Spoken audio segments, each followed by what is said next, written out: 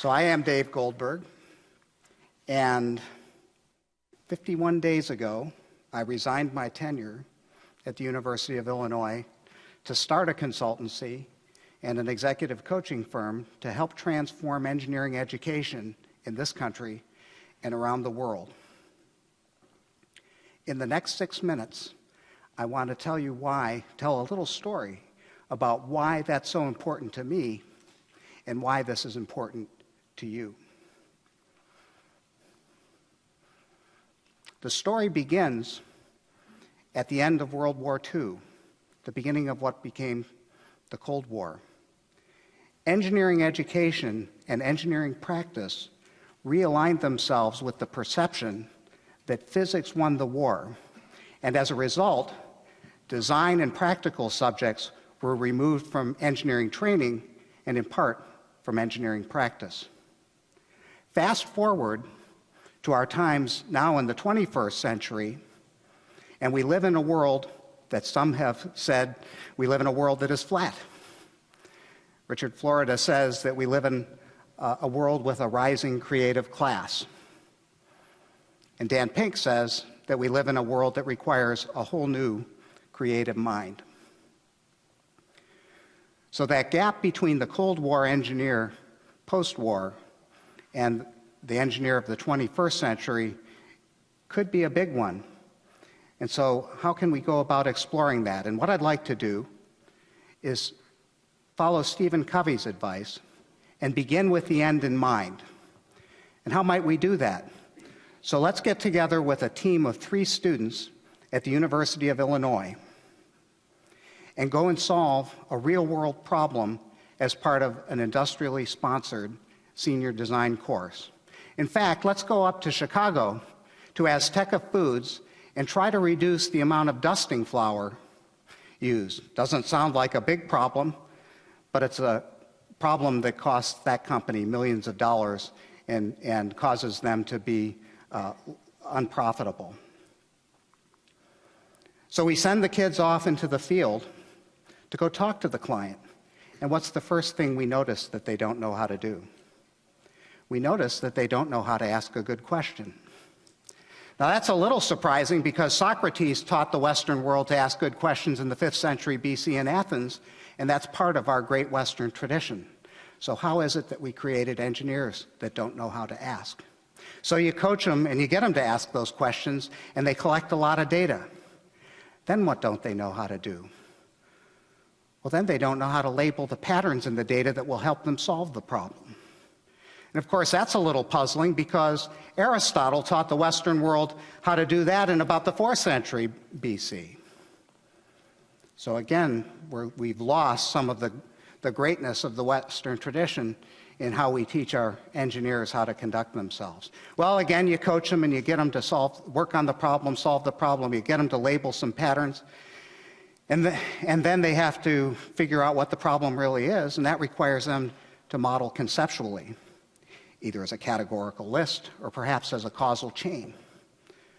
But their inclination is to plug into equations because, after all, that's what we taught them how to do. We taught them to plug into Newton's laws and Maxwell's equations to beat the band, but when they actually have to think logically from step to step or think decompositionally, they don't know how to do it.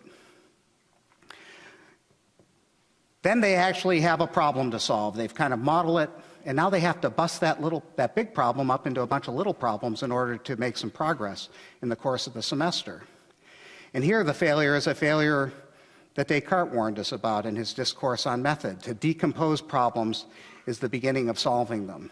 And our students have trouble doing that because they're still looking for that set of equations to plug into and get the magic answer. So you coach them on that, and now they've got little problems to solve, and some of those little problems are problems where the quickest way into a solution, the royal road to a solution, is a little experiment out in the world to query a problem, to query nature and find out what the answer might be rather than to do some theory. So we coach, we prod, we get them to model, we get them to experiment, and they succeed, but their inclination wasn't with them. And so we might call that a failure of your favorite empiricist. Here, I've chosen John Locke as my poster child. All right, so now they've really got things going, and now they really have to come up with a creative solution to the problem. And of course, at the Cold War, we removed a lot of engineering, graphics, and ideation and creativity from the curriculum. And so they're at a loss as to how to do those things. And so here we might say this is a failure of Da Vinci 101 or Monge 101, depending on which great person you want to pin it on. So again, you coach them and get them to sketch, you get them to visualize, and finally they solve the problem, and they have to present the results to their client. They have to present a report. They have to make a presentation. And what don't they know how to do? Well, this is really akin to the warden in Cool Hand Luke saying what we have here is a failure to communicate. So we'll tag the great Western sage Paul Newman with this failure.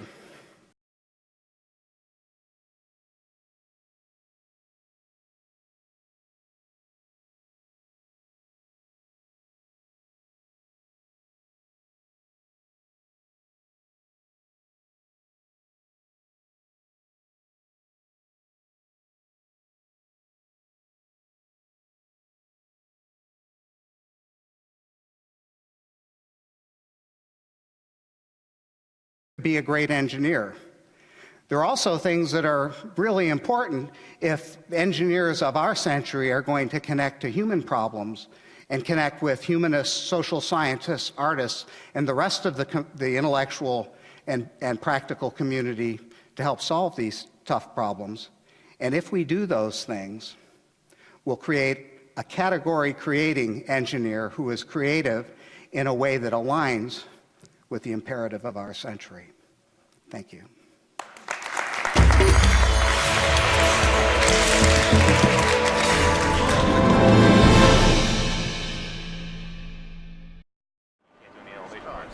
So it's good to know how to record it.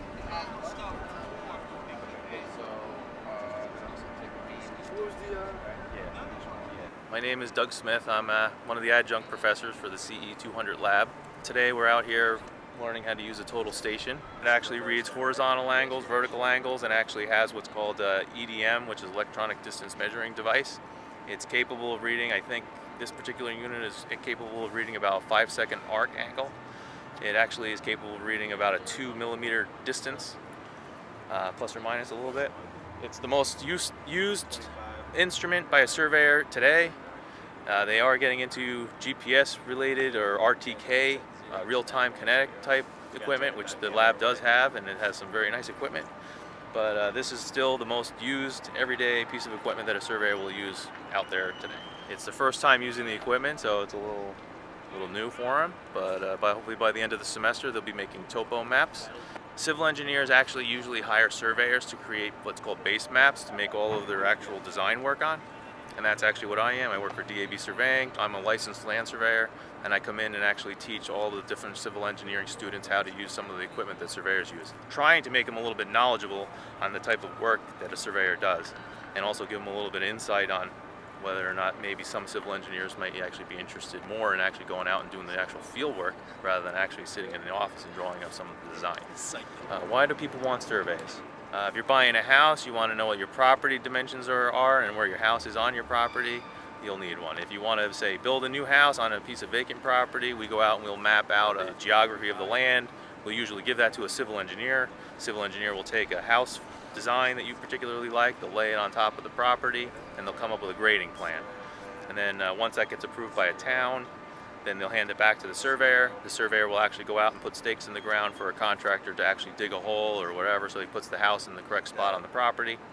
We also do things for flooding. We actually go around and we check elevations of people's floors and heights based on flood elevations on like a 100-year flood, so we can verify whether or not someone's actually going to lose all their material goods. It's used for flood insurance.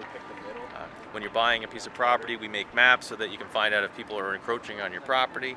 But it's just a hands-on, CE 200 is just a hands-on lab where everyone gets to use and play with the equipment that surveyors actually use in everyday practical life.